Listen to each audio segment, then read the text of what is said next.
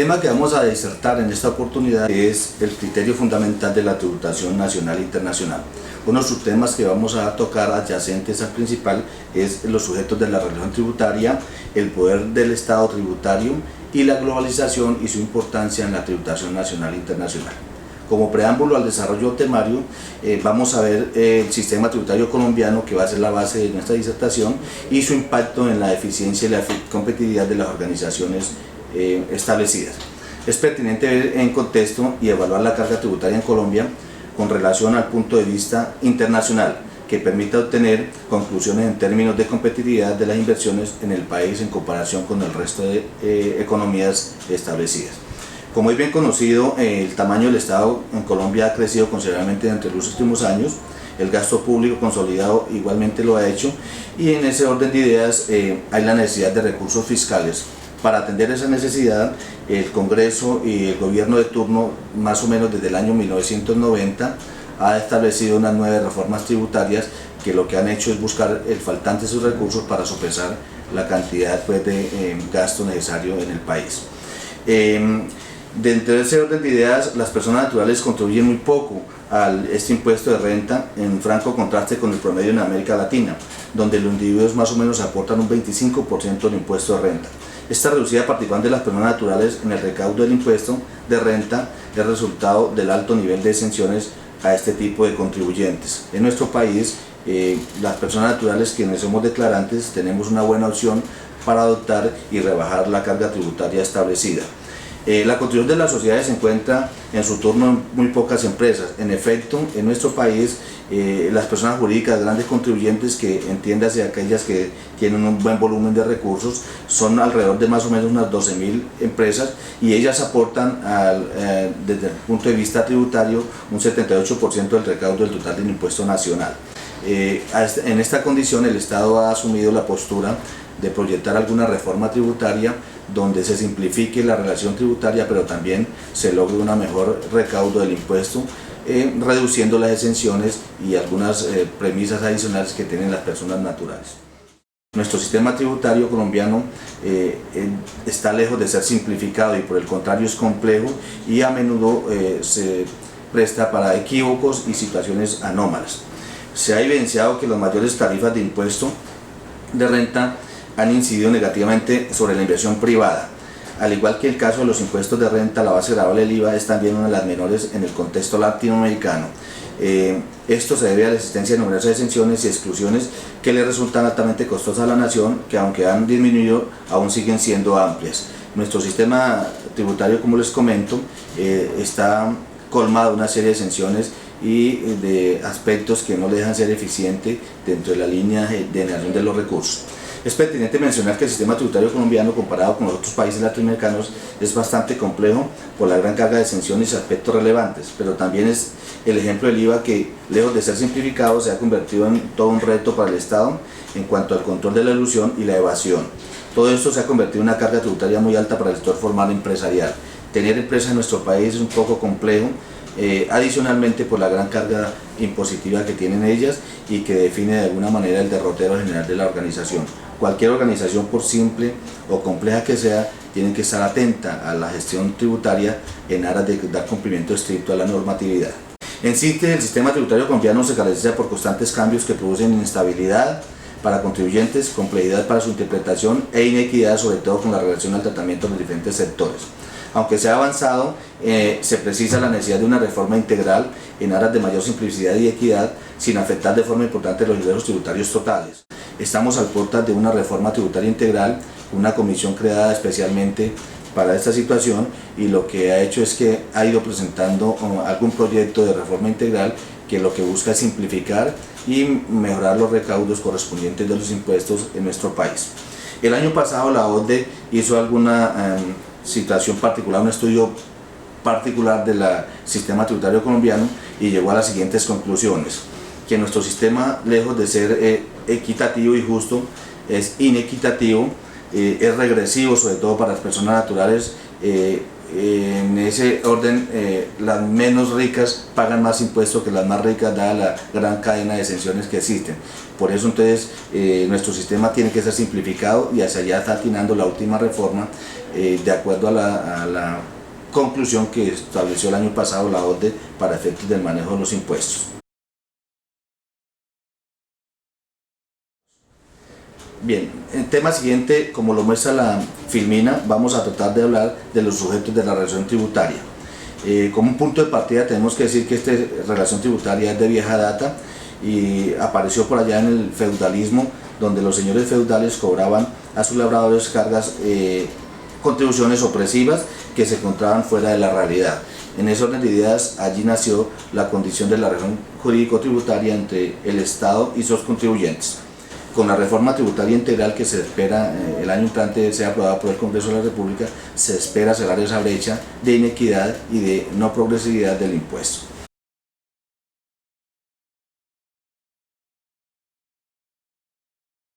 Como concepto general de la relación tributaria, vamos a definir entonces que esa relación tributaria debe comprenderse que existe una relación tributaria del derecho, es menester respetar las garantías de justicia fiscales tales como el principio de proporcionalidad.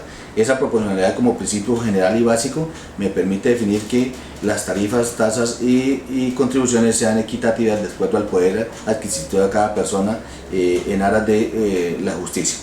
Como definición propia, según lo muestra la filmina correspondiente, vamos a decir que la relación tributaria es el vínculo jurídico que se establece entre dos partes, una llamada sujeto activo, que es el que genera la obligación, y otra llamada sujeto pasivo, que es el que tiene que cumplir con las obligaciones que establece el sujeto activo. Entiendas entonces por favor el sujeto activo como el Estado, que tiene el monopolio de los impuestos y la obligación hacia él de pagarles, y el sujeto pasivo, la persona o contribuyente que está obligado a pagar el impuesto relativo. Tenemos que entender entonces que esa relación jurídica tiene su base en la ley, y la ley es la que define exactamente el accionar de esa relación jurídico-tributaria. La relación jurídico-tributaria es un vínculo jurídico entre el Estado y el contribuyente que encuentra su nacimiento en la ley. Dicho vínculo engloba la reciprocidad de los derechos y obligaciones entre sujetos, siendo más importante la obligación del contribuyente de entregar al Estado cierta cantidad de dinero, y el Estado de respetar los principios constitucionales y destinarlos al gasto público. Esa es la relación jurídica. La naturaleza de la relación jurídico-tributaria.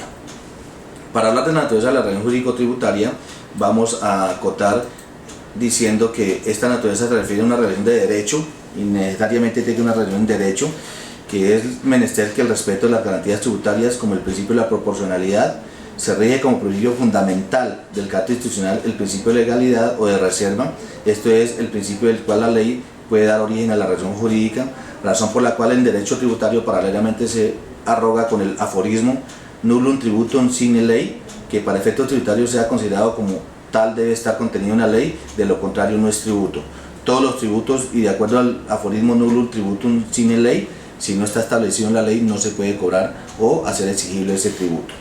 El principio de legalidad no puede tener otro significado que el de atribuir a la ley la fuente exclusiva de la relación jurídico-tributaria, lo que se traduce en la proporción siguiente. La ley debe definir de forma exhaustiva los supuestos y los elementos constitutivos de la obligación tributaria. Dicho de otra manera, la ley debe contener la definición completa de todos los elementos de la obligación tributaria.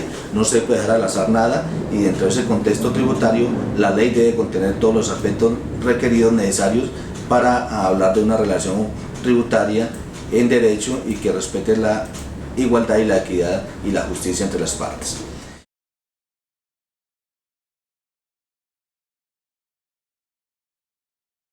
La definición de la naturaleza de la relación tributaria es preciso enumerar las siguientes proposiciones según se muestran en la filmina adjunta. Primero, la relación tributaria es una relación de derecho, no una relación de poder. Derecho en que el derecho que tiene el Estado de exigir y el deber que tiene el contribuyente de pagar. Y en esa medida entonces no se debe basar en un poder absoluto, sino una relación de derecho entre las partes. La relación jurídica tributaria es una relación de carácter personal y obligacional. Es a la persona sobre quien recae la obligación y se obliga a pagar ese tributo, ese impuesto de manera personal o subyacente. La relación jurídica tributaria comprende obligaciones y derechos tanto del Estado hacia los particulares como de estos hacia el Estado. Por eso es una relación en doble vía, y básicamente es del Estado permitir la accesibilidad a la gestión del tributo y de la persona al pago correspondiente.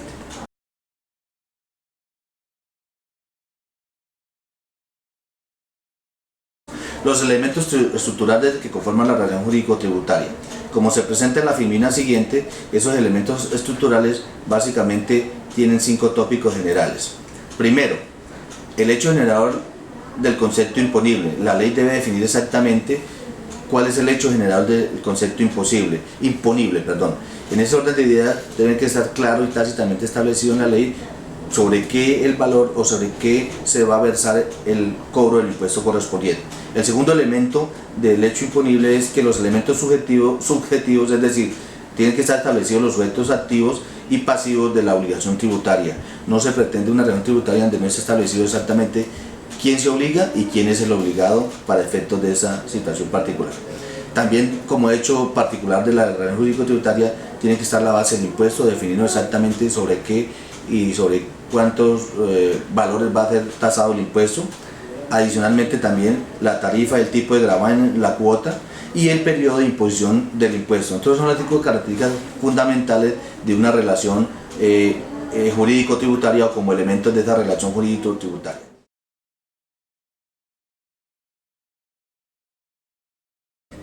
Vamos al otro tema que tiene que ver con los sujetos que conforman la relación jurídico-tributaria. Dicho de otra manera, las personas que están involucradas dentro del contexto de la relación jurídico-tributaria que es creada por la ley y que básicamente tiene que estar sospechada en esa parte. Entonces, dentro de esos sujetos de la relación jurídico-tributaria, vamos a hablar de 3 sujetos particulares. Primero, el sujeto, en todo vínculo jurídico encontramos sujetos que conforman esa relación jurídico-tributaria.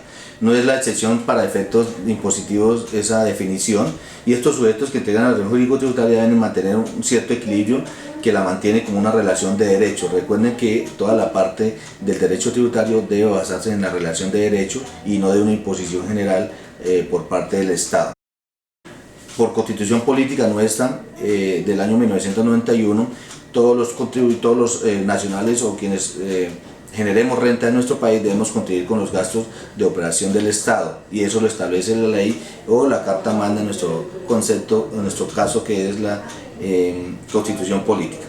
Entonces la clasificación de los sujetos que tienen la relación jurídico-tributaria básicamente tenemos 3. El sujeto activo, que es el Estado, quien exige y recauda y administra los impuestos. El sujeto pasivo, obligado o contribuyente, que es el encargado de realizar los pagos correspondientes según la definición, la tasa y el valor impositivo. Y subyacentemente hay un tercero, un solidario, que reemplaza en cierta manera el sujeto pasivo en condiciones excepcionales o especiales.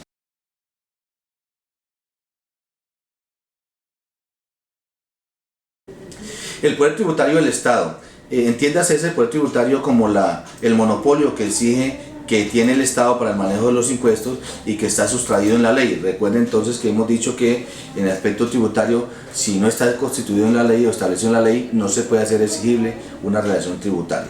Entonces, por definición vamos a tomar una conceptualización del poder tributario del Estado, y para ello entonces vamos a tener en cuenta el concepto que establece Alejandro Ramírez Cardona, y que dice que es la facultad de establecer tributos que tiene como fundamento político financiero el hecho de que debe satisfacerse determinadas necesidades colectivas como públicas esenciales, es decir, mediante la institución de servicio público primario. Respecto al fundamento del poder tributario, Bravo Arteaga también comenta y define esa relación de la siguiente manera. Como sujeto del poder tributario, el Estado representa una soberanía que mantiene bajo su sujeción a los particulares, no simplemente como una manifestación de la fuerza política y jurídica, sino con la finalidad fundamental de realizar el bien común de los asociados.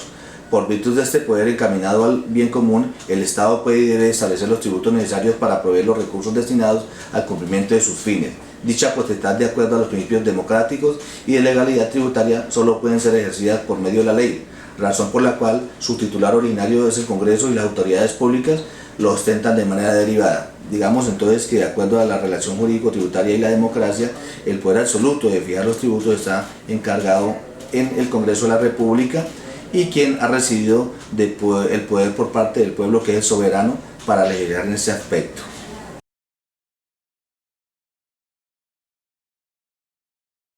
Según se muestra en la filmina correspondiente, los titulares del poder tributario entonces son el pueblo, que es la cúspide del sistema tributario, y mediante el poder que tiene el pueblo, valga la redundancia, le ha delegado al Congreso esa responsabilidad, y por conexidad las asambleas o consejos, la autoridad de fijación de tarifas y tasas y el presidente de la República en aspectos meramente excepcionales o hacia adelante. Vamos a ver otro tema que son las características del poder tributario, y para ello vamos a tener en cuenta lo acotado por Lucy Cruz y detalla las características que perfilan el poder tributario. Y dentro de ellas estamos diciendo entonces que las características fundamentales de la relación jurídico-tributaria son que debe ser expreso, abstracto, territorial, limitado, permanente, imprescriptible e indelegable. El poder tributario reside en el pueblo. Lo primero que reclama la Constitución al hacer la consagración del poder tributario es reconocer al pueblo como su soberano. Por eso entonces dentro de la pirámide tributaria establecemos en su cúspide del pueblo, que es soberano y es el que define generalmente las cargas y le delega al Congreso la responsabilidad de legislar en esta parte. La globalización económica y su importancia en la tributación nacional e internacional. Este tema lo hemos tomado acá y lo hemos traído como fundamento de la relación que existe entre la gestión globalizadora de nuestro país y la gestión de la internacionalización de la economía, y en este concepto la tributación. ¿Pero qué es la globalización? El diccionario de la Real Academia Española define globalización como la tendencia de los mercados y de las empresas a extenderse, alcanzando una dimensión mundial que sobrepasa las fronteras nacionales. El Fondo Monetario Internacional la define como la interdependencia económica creciente del conjunto de los países del mundo, provocada por el aumento del volumen y la variedad de las transacciones transfronterizadas de bienes y servicios, así como los flujos de internacional de capitales, al tiempo que la difusión acelerada y generalizada de la tecnología. La globalización y la tributación es un hecho plenamente aceptado, que la globalización brinda grandes oportunidades y también grandes riesgos para el desarrollo, y por ende las estrategias de desarrollo nacionales deben diseñarse en función de las posibilidades que ofrece la globalización, los requisitos y los riesgos que exige. La globalización económica, como todo un fenómeno económico, se refleja en el diseño de los sistemas tributarios nacionales. Entre los más destacados podemos señalar los siguientes aspectos de una globalización. La base tributaria de un país ya no es solamente limitada al territorio del Estado. En esas medidas, la tributación ya es transnacional. Aunque existe la base nacional, también debemos acoger las bases transnacionales. La globalización en los procesos de producción de bienes y servicios, que significa una división y reubicación del trabajo en ámbitos nacionales distintos, dificulta la determinación de los beneficios o bases disponibles en territorios nacionales. Por ende, la globalización ha traído como consecuencia directa en la tributación lo siguiente. Primero, efectuar reformas generalizadas en los sistemas tributarios de los países desarrollados y también en los países en desarrollo, que respondan a los profundos cambios debidos a la liberación de los factores productivos, especialmente el factor capital. Segundo, los sistemas fiscales nacionales se ven obligados a revisar y rediseñar sus principios tributarios de forma dinámica, al igual que su modificación, las circunstancias o hipótesis económicas del entorno. Por ende, entonces, la globalización como fenómeno tributario dentro de la condición nacional e internacional es fundamental y nos lleva a entender que debe ser apropiado su accionar para responder a dicha condición. Muchas gracias.